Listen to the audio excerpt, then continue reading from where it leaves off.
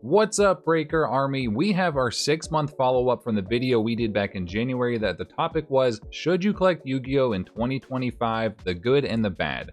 So this video will be a follow-up from that one, discussing how things have progressed so far throughout the year, my opinion on the topics, where things have gone good, where they've gone bad, and really just to kind of do a touch base because Konami has really not been doing, in my opinion, the best job so far for 2025. Obviously, I shared my thoughts earlier this year on how things as a whole have not been going well, but lately they're not really getting any better. So we're going to touch on the key points we talked about in that video and see if things are better, look ahead for the future, see where things are at. You know, not all things are doom and gloom. Some things are getting a little bit better, but we're going to dive into some of those key talking points right now. To kick things off, we're going to discuss about what it means to collect. In that previous video, we discussed modern versus vintage collecting. Obviously, modern has really kind of gone downhill for the most part compared to vintage. Now, it really just depends on who you are. Me as a person, I like to collect more so vintage stuff. Every so often, there's a few modern items that do really kind of catch my eye, especially when it's exclusive printed stuff. Like, for example, the well, I guess not a stainless steel, but stainless steel replica. So the Blackluster Soldier that came out with the metal Egyptian god cards, that was kind of a really weird release. We're going to talk about that maybe later on in this video, but that's more of what I lean my collecting to. So modern stuff, just as a whole, ever since they started reprinting Starlights as QCRs, and I bet money they're going to reprint some of the cards that are QCRs as Starlight rares, just because that's just what Konami's been kind of pretty much doing. So in our previous video, we talked about kind of what's next for rarities and yada yada, but we were discussing, you know, what's next after QCRs? Well, womp womp, Starlights are back. So to no surprise, everybody's just like, why? Like, what's going on? And to be honest, my opinion, I'm just really bummed. Yes, it's fun to pull Starlight rares. I don't have as much fun opening up modern booster boxes because it's just the same. There's no joy. There's nothing fun. You know, not to throw on too many other TCGs, but Pokemon, the Magic the Gathering sets, like the new Final Fantasy one that just came out. I'm recording this basically early July of 2025 for those that may be watching this video at a different point in time, but we're recording it and looking at what's opening right now. So like I was saying, Magic the Gathering, Pokemon, Dragon Ball, the new Gundam TCG that's coming out very soon, One Piece, all those sets just feel fun to open. There's big stuff to chase, the value is there, and Starlights just aren't really cutting it. There's so many sets, like we're going to talk about here in just a minute, on how 2025 has been going, where there's really not much return on investment. And I don't want to throw away, investing this, investing that, because at the end of the day, we all collect shiny cardboard. It's meant to be a hobby. If you put money into it, don't expect it to go up, but the issue is when the creator of the product is not helping at all to kind of continue a safe uptrend of collecting, the profitability of the actual hobby. You know, other TCGs like Pokemon is doing a phenomenal job with that, whereas Konami and Yu-Gi-Oh just really, they've missed the mark kind of entirely. So that's, you know, I've kind of gone off a little bit of a tangent there, but going back to what we were talking about there, the key talking points of, you know, the difference between modern and vintage collecting. A lot of people that I know are no longer collecting modern cards. They've kind of sold off a lot of their stuff, you know, obviously myself included. They're really putting a lot of their time and efforts into vintage, more so specific items, niche items. Like one particular one that's been super popular recently has been the gray stamped Black Rose Dragon First Edition Ultimate Rare that can only be pulled from North American print packs. That one's gone ballistic in price.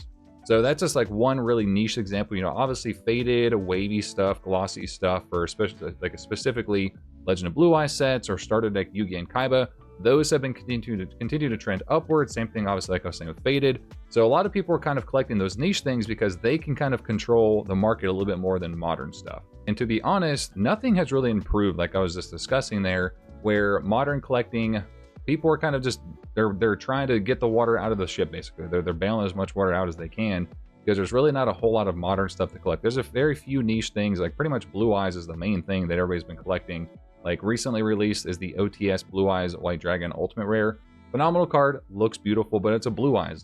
Give us something else. Like Pokemon obviously has a ton of other monsters to collect. Dragon Ball, One Piece, all these other TCGs, there's so many other things that we can collect, but when there's one card kind of ruling it all, it kind of just it makes things a little bit stale. One of those talking points also was collecting inexpensive versus expensive cards. So the one pro of all of this so far for 2025 on how things have improved or not, you know, where it has improved, collecting has gotten cheaper for modern stuff, but some vintage stuff has actually gotten more expensive. So I do actually want to switch over and check out some of our other topics as well. So going over to Instagram, so just to look at some things here, we've got a web page here, or Instagram page, Gempire Cards, that they've kind of started to recently share a lot of like big sales essentially. So most of their stuff, as you guys can see, is kind of all Pokemon based, but some things that have kind of caught my eye recently. So a first edition Legend of Blue Eyes booster box. Now I don't know if this is wavy or glossy. I can't remember if the larger stamp is wavy or glossy. If I remember, I'll pop it up in the video so you guys know how to tell the difference, but there is a way to tell the difference on what box you're gonna get. But these booster boxes, if this was glossy, these were only selling for like 13,000 at the early peaks or early bits of 2025. Whereas right now we're seeing nearly 17,000. Now, if this is wavy, that's not too far off. I think wavy at the time was like 15, so it's gone up a little bit. That's one kind of like little saving grace is like, hey, vintage is going up because people were just like, hey, we're trying to get rid of modern. So as far as like what's improved, the expensive stuff, this has obviously gotten better as far as like long-term holding, whereas it's not as cheap as a buy as it once was. And then going into the next one, we're not going to look at everything, but a DDS Blue Eyes PSA 10 just sold for 10,500. This was as of about a week ago. So there was previous sales of about 10K. Things were kind of around like 9K-ish for a while. So this one's starting to trend back up. And we'll go look at like one or two more. There's an Exodia set that sold for 23,000. Exodia has been going ballistic lately. So you guys, this was about 2 weeks ago. So PSA 10 full set, phenomenal sale there. And then we'll go one more. Here's a pretty big one. I don't remember what recent comps were for Red Eyes in a PSA 10, but I think it was like 5K. Like it wasn't very high, like high 4s, maybe 5. And then the Beaskull Dragon was maybe like 14 or 12. Like MRD was down really low for a while because things just like weren't really where we wanted them to be. It was oversaturated. There wasn't as much demand, or oversupply is what I meant to say.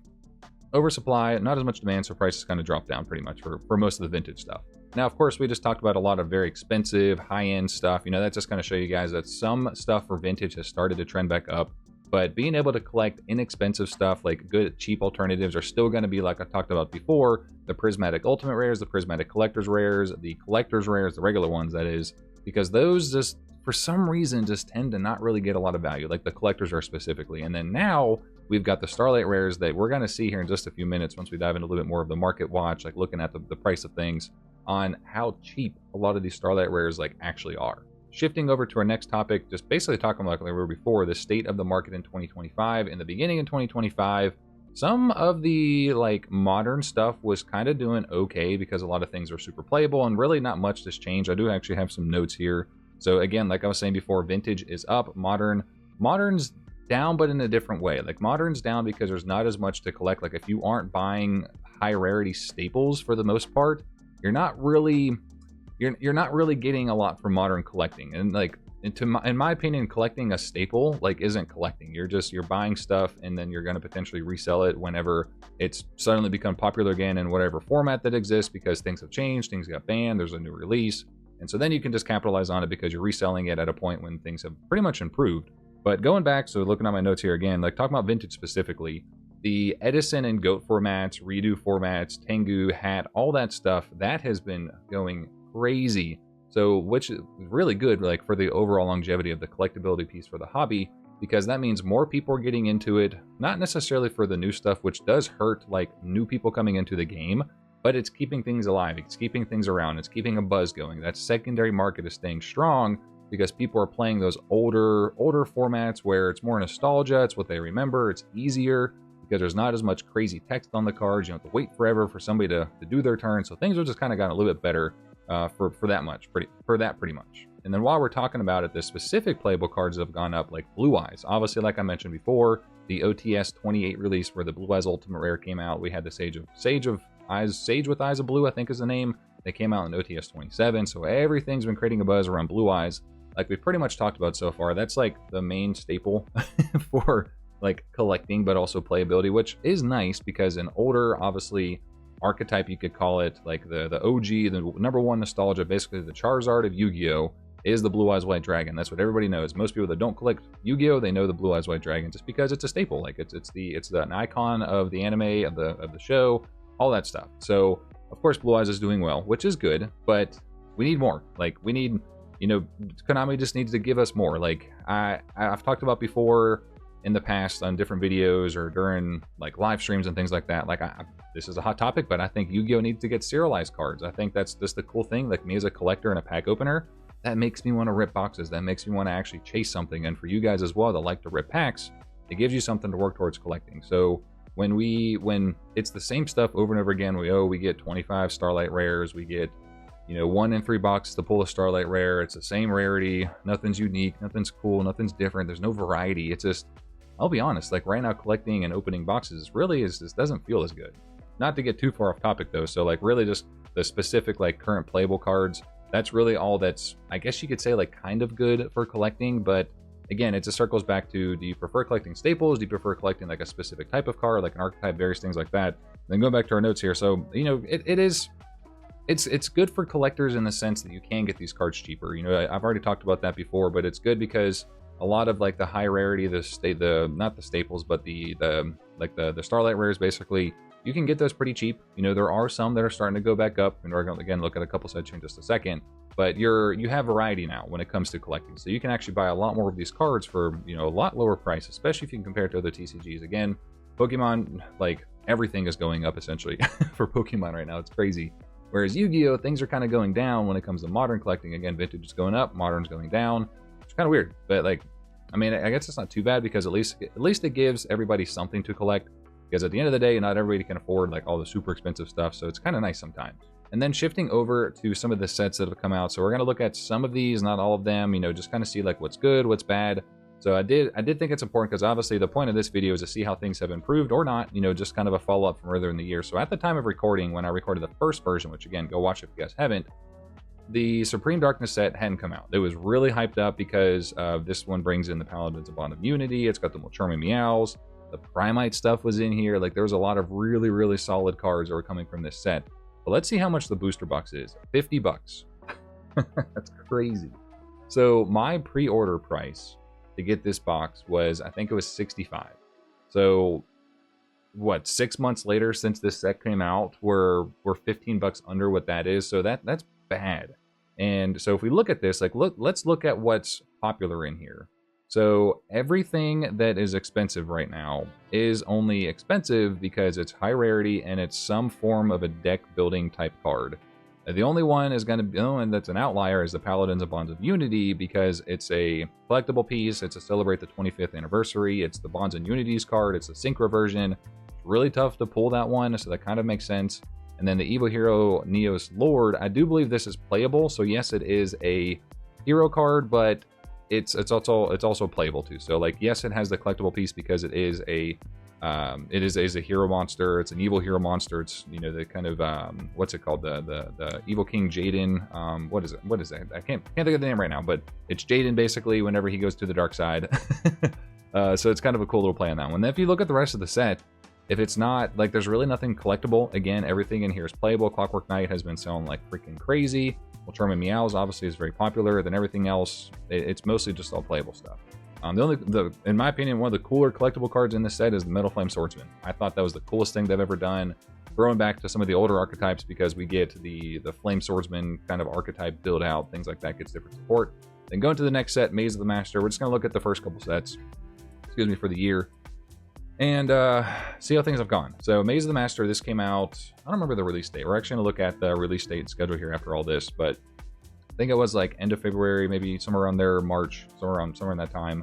But really not a great performing set. Same thing, my pre-order price was around that $60-ish mark. Look at this, $40 for a booster box right now. 40 freaking bucks.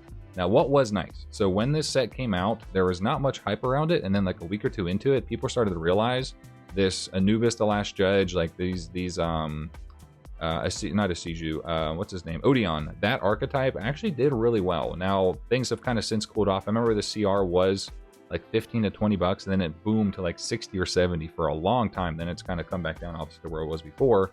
But look at this, same thing. Like, this is all just collectible cards, or all playable cards. Some will Charmy Perulia, CR, the ultra rare. That's crazy that the ultra rare is that right? Is more expensive than pretty much everything else in this set. That's crazy. And then if you look at some of one of the cooler cards that are in here, which is the number 107 Galaxy Eyes, and then the Silent Magician, they're 20 bucks and $18. So like it's nice that Konami gives us that stuff, but the value just isn't there. That is just crazy. I can't believe this booster box price right now though. Like that's mind blowing. I actually really like this set. I thought this is one of the cooler sets of the year. I think I actually did a video on this set because it is the first set ever to give us a QCR, essentially Starlight Rare. So QCR / Starlight Rare, Collector's Rare, Ultra, Supers, and then also Secret Rares. So I really hope they continue this trend for Collector's Rare sets because that's really cool. And then going on to the big one, of course, we got Quarter Century Stampede. Now this set, to no surprise, it's actually, now I forget what pre-order prices were for this one, maybe 90 or 95. It was up there. Like it was pretty pricey for a booster box because it is the Rarity Collection stuff. But this one's gone up, to no surprise. A lot of the Rarity Collection sets have actually performed really well since they came out. And we're gonna look at everything. So most everything in here is gonna be playable cards. So we've got Call by the Grave. This new artwork is really cool. Wasn't a fan at first, but I've really started to like it. We've got the Feet Picks Ash. She's obviously doing very well. This actually, in my opinion, is one of the top tier artworks that Konami has come out with, period. I don't even care too much for the waifu type collecting, but Diabell Star, the Black Witch, alternate artwork is phenomenal. Great artwork, stellar job. Blazing Cartesia. Now, what's really cool, we do see Dark Magician Girl, and then we see Blue Eyes. Now, obviously, Dark Magician Girl is kind of along that same lines of popularity as far as collecting goes, just like Dark Magician, Blue Eyes, all that stuff, because, you know, waifu. And then we've got the Blue Eyes. So these alternate artworks here are really nice. Actually, this Dark Magician Girl artwork is probably one of my favorites too. I'll put that up there. For modern stuff, I own one. I pulled one. It was crazy. I loved it. And then we got a couple other things here. Prices have really come down. When the Dark Magician Girl was around release time, she was around like $100. So you can see she's like 60 right now. The Blue Eyes has kind of calmed down some. That one was about 80 to 100. It's now sitting about 60. And then one of my favorite artworks of the year is this this Zeus Divine Arsenal AA Zeus Sky Thunder. This one just looks epic. Like if you don't have this card, go buy it. The price has kind of stayed stagnant at that $40 range. A couple things have gone up, a couple things have gone down, but overall, like I do think the Rarity Collection sets are going to perform phenomenal over time. So if I had to, you know, don't take this as investment advice. I'm not a financial advisor, obviously. But I think the Rarity Collection sets are great, something to like hold on to long term. Maybe not necessarily the singles, but the sealed boxes I think will do pretty well. And then moving on to Alliance Insight, kind of a good set. You know, this introduced the Regenesis archetype. It gave us some other cooler stuff as well. Gordian Slicer has been doing very well. Snake Eyes stuff, more Dragon Ruler type archetype support. New Dark Magician Girl, the Magician's Apprentice. Obviously, this one's still up there as far as price goes. And then we've got the Dragon Master Lords. This does wrap up that whole Bonds and Unity kind of support archetype, whatever you want to call it. That's the final version. I'm actually surprised this one has come back down a little bit. It was like 80s and went to 100s, went to 120s. Now it's back to 110. So not too bad. Let's see what the booster box prices of for this set are. Where we at? Whoa. Wow, $35. So basically, if you don't pull the Malice P. March Hair, which is a $20 secret rare right now, you're screwed. Wow, that is bad. So that is horrible. This might be the worst performing set of the year, with the least amount of likelihood of returning your money, return on investment of buying a booster box. So for $35, if you don't pull this secret rare and some other good secret, or let alone like if you pull a QCR, then you might make your money back depending on which one it is, but that's bad. Let's go to page number 2, just because I'm curious. I didn't want to go into the weeds too much, but we got to check this one out. So ton of Starlight Rare, or no, QCRs that are under $20. And then Gordian Slicer, Genesis, like that's crazy. I can't believe like how bad that set is performing. And then an interesting one, we've got Battles of Legend Monsters Mayhem. Very cool set, brings back the Starlight Rares. It gives us the chibi artworks. And then, you know, looking at the booster box, so this was same thing, about 65 for me, 60, 65. It's under $50 right now for pre-order, for actual picking up, which is kind of been the norm, essentially. Now, what's nice, though, a lot of these chibi Starlight Rares, and some of them have actually been trending upwards. The set overall is garbage, because let's see. So other than the Lordly Load, and then this Galatea Eye, the Orcus Automaton, if you don't pull those, you're screwed. I think I opened a case for K-Dragon. We pulled, I think, 2 of these. So that's 288 packs. We pulled 2. And then the Lordly Load, I think we pulled maybe 3. But you're not going to pull them. Like, you've got to bank on pulling a Starlight Rare. And even then, some of them are stupid cheap. So this set, I do think that this set will perform well in the long run.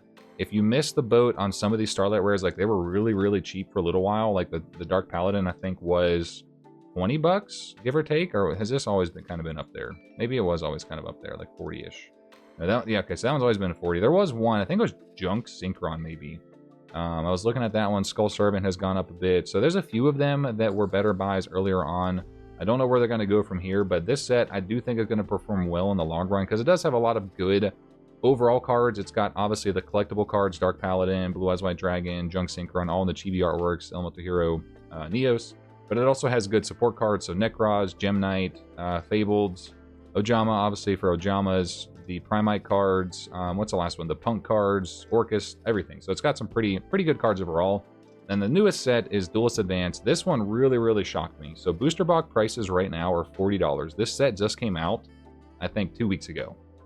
So things are definitely not improving when it comes to collectability as far as long-term holds. Like, think about other things like every other TCG right now, every booster box that I can think of for the most part is more expensive post-release than it is at pre-orders and upon release. So every set so far for Yu-Gi-Oh has gone down, like by 30-ish%, 30, like somewhere around there, just as a kind of rough just number off the top of my head. Now this set, the Starlight rares are doing okay, but it's another one. So let's look at it. Starlight. The Ultras, so unless you pull these two, so that's 27 for that Ultra and then 26-ish for that Secret Rare. Is there anything else that's on this page? Nope. Starlights. Okay, Luna Light's doing okay. So it's just the secrets. So, and then this is Sky Striker A0. We pulled one Secret Rare in an entire case. One of those. So don't bank on pulling that one. We did pull a couple of the Gorgons, but that's insane. We pulled 2 of the Kaibamans.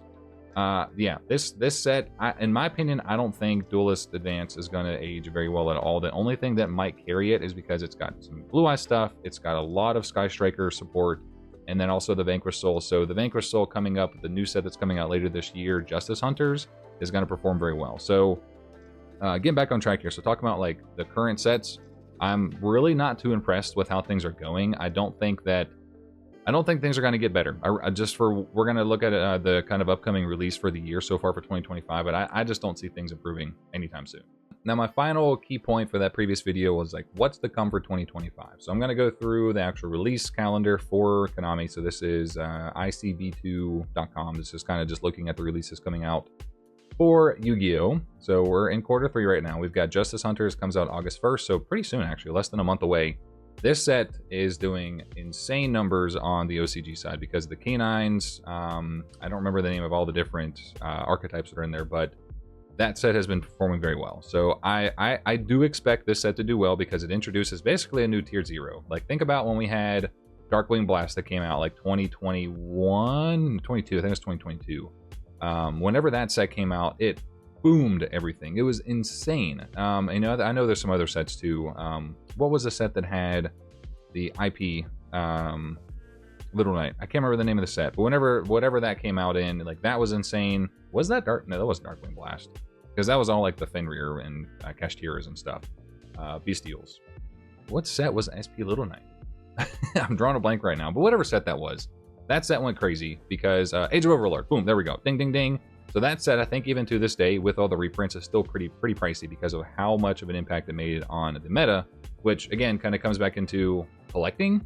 This set is not going to be good at all for collecting, at least from what I've seen so far. There might be like 1 or 2 cool collectible cards, but they're going to capitalize heavy on the playability aspect for this set. We've already seen it with the OCG. So if you guys don't know, OCG products come out significantly further ahead for the compared to the TCG. So you guys can kind of get a peek of like what's to come for those sets. It's kind of be like, okay, do I want to invest into this one? Do I want to buy into it? These are cool collectible cards.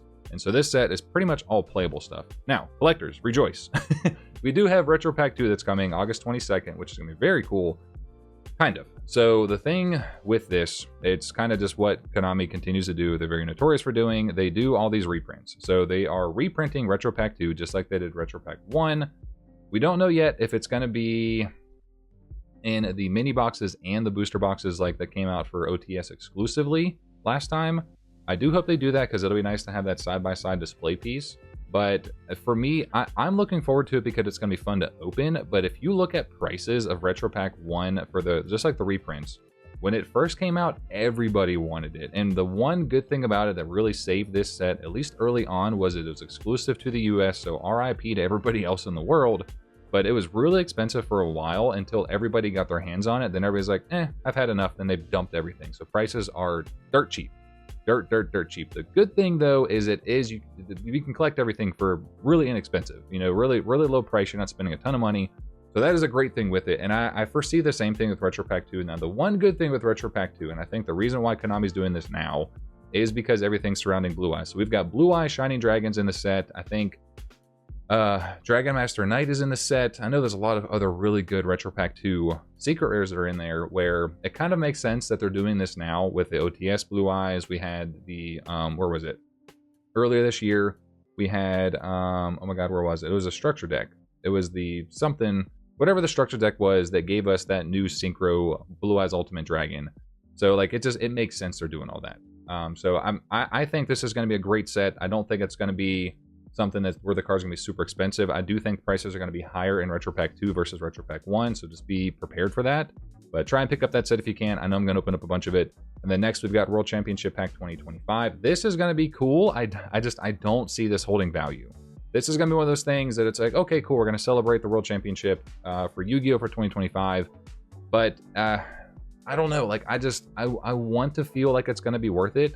But at the same time, I don't think it's going to be, I don't think it's going to be as good as everybody wants it to be. So I'm kind of like, I'm like 30-70, where I feel like 30% of me is like, okay, this is going to be good. 70% of me is like, this is going to be a wash. It'll be fun to open, fun to rip a couple times. The one good thing, and I have to give kudos to Konami, is they're finally doing something for the World Championship celebration type thing. So I know that they're also, this one's going to be in France. They're doing a special limited release of a Breaker the Magical Warrior, and I think a Mirror Force, and they're going to be in French, which is kind of cool. And then all of the World Championship cards are going to have their own Emblazone, like little stamps in there. There's going to be different variations. Some are going to be the French flag, some are going to be their standard stamps. So I do look forward to that. I think that's going to be a cool collectible piece. I don't see the value being high. So again, this is kind of just like falling on a budget type thing, collecting on a budget. I think that's going to be a great option. But I wouldn't bank on that one being expensive. Maybe a cool little thing to hold for long term. And then looking forward to the last couple things, the Megatins. We don't have a ton of information on that one that comes out in September. So Megatins are always kind of like mid, but last 2 years, was it last year where we had the misprints, the misprint secret rares? I think it was. Plus we had the Blue Eyes, we had all the different stuff where it was actually a home run. I think that was probably the best tin release they've ever done, but reasons why. It was a nostalgic release. We got a lot of nostalgia cards. We got the Blue Eyes, we got the full sets of Exodia. I think because we had the Exodia head the year before, and then we had the limbs this year. So we now have all the QCRs of Exodia, plus a lot of other really cool cards, a lot of collectible cards, a lot of nostalgia cards. So it kind of just ropes into that nostalgia factor, which is exactly what they're buying to here. If you guys have seen the image, I already kind of talked about on the channel, so go check out that video if you haven't. And then going to the last set is Doom of Dimensions. I don't really know a lot about this one. So what's it say? Inspired by Declan's DDD deck from Yu-Gi-Oh! Arc V. Kind of cool. You know, we're not seeing stuff that's super modern. It's going to be a little bit of throwback set. So there might be some cool collectible cards in there. I still just think that we're kind of missing the mark a little bit. So it's kind of what to look ahead for 2025, but there could be some other cool stuff coming. To wrap up our final thoughts, so we obviously did a recap of what's coming for 2025, what has released for 2025, the good and the bad, if there's been any improvements. Overall, 0 improvements, period. I do think that the later half of 2025 is going to be better than the earlier half of 2025 as far as actual collecting goes, to where, and by that, like, I mean, collecting fun cards, good cards that aren't strictly just playable cards. So I think that Konami's doing a great job at that. I don't see like any bit of the hype that surrounds other TCGs at the moment as far as actual collecting, long-term holding. I don't see that existing, at least right now. I mean, I could change my mind. I am going to do a follow-up at the end of the year, maybe early 2026. We'll see kind of what timing looks like. Maybe I'll do something at the end of December before the end of the year. But I do want to do this, I think, every 6 months now, just to kind of see how things have trended. Maybe do like earlier in the year, halfway through, and then at the end just to kind of recap, just because like I think that's cool, you know, just to see how the year progressed, so you guys can give me your opinions, how my opinions have changed, been proven wrong, been proven right. So it is kind of cool to talk about all that pretty much. And then, you know, to look ahead, obviously I've got something in my eye to talk about, like what's coming up for 2025.